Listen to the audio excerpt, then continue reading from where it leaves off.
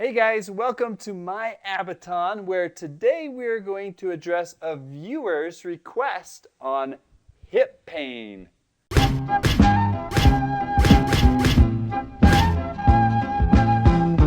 have gotten a viewer request about what's going on with their pain from Ashley. And she says, "Dear Mr. Abaton, I think you are so good looking. You are so wonderful. Oh baby, oh baby."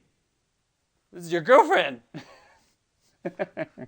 Let's see. This is actually from Ashley. And Ashley says, "So I've been getting pain on the outside of my legs up by my hips when I do squats. I T-band ?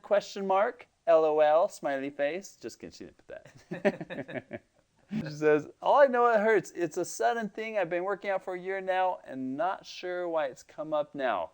Great question, Ashley. So we're going to address this. We're going to talk about what's going on with her hips, possible solutions, what you can do to take away pain now, as well as some exercise and some stretches that can help in the long term. So let's go over the hips.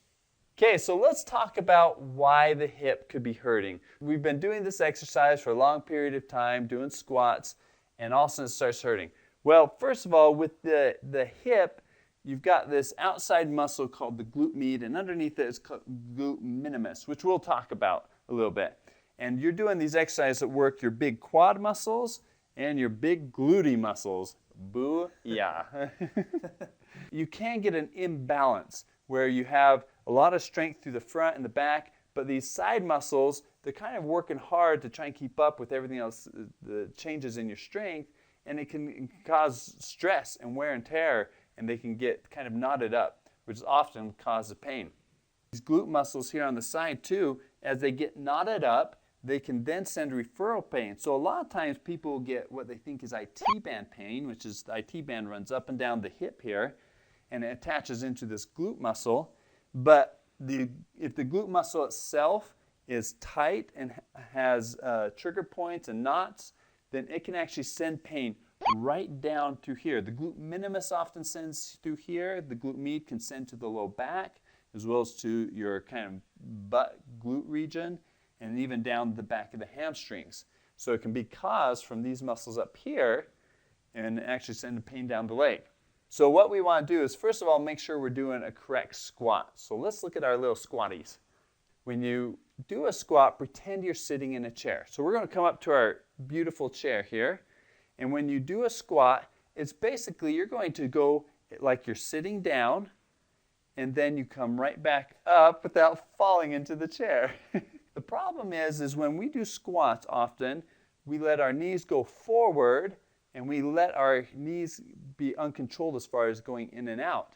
And that can cause stress on the hips as well as the knees.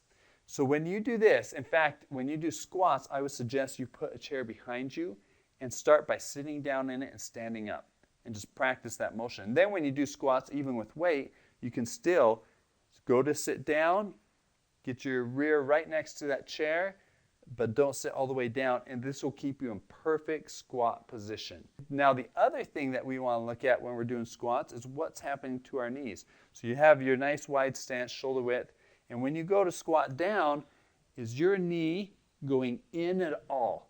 If it's going in at all, that can be stressing right up to that glute muscle. Now, oftentimes, if your knees go in, and even if it's just a little bit, which most people do when they squat, it's oftentimes because it's weak up here. And we need strength to help control the knees from going in a little bit and keep them nice and straight and solid. So we'll go over that, how to strengthen that. So when you're doing strengthening, you want a really balanced exercise. One of my favorites is what's called the retro step or lateral step down. And that is an opportunity to where you're on a stair and you're doing kind of a step backwards and down. And I will leave the link below on how to do that exercise correctly. So check out that link below. I'll also leave a link for some side plank hip abduction exercises, because you want that hip going out to the side and working those muscles specifically, but you want to do it correctly. So we'll leave those strengthening exercise links below. Mr. Abaton will take care of that. Also, some stretching. So a really good way to stretch is you can just do an easy side step over and then lean. And again, we'll and then you just lean and stretch through that hip. We'll leave the link for instructions on how to do this exercise correctly. Another really good way to do it is actually sitting down. So you can stretch out that glute medius very, very well.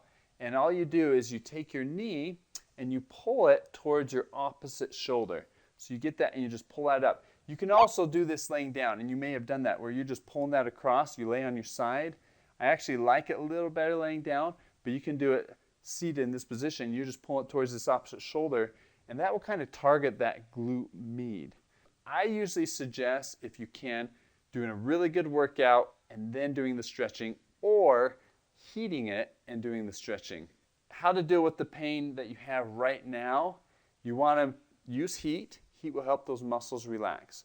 Okay, then you also want to do some stretching like we talked about, and which you can find in the links below.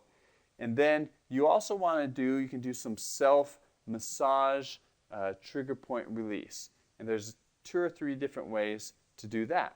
Okay, so this is how I would really work out this glute muscles, how we can really work the muscles, get the trigger points out of there, those muscle knots. A couple different ways to do that. One, you do it with the rolling pin, and you roll through your hip muscle. Now I like to start, and it's, as you can see, it's just on the side. I like to start with rolling through that muscle first.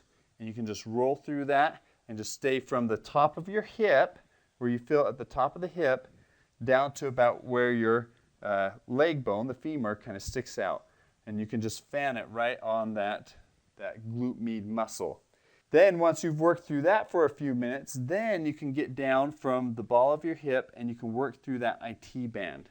And those you can just kind of push through there and work through it.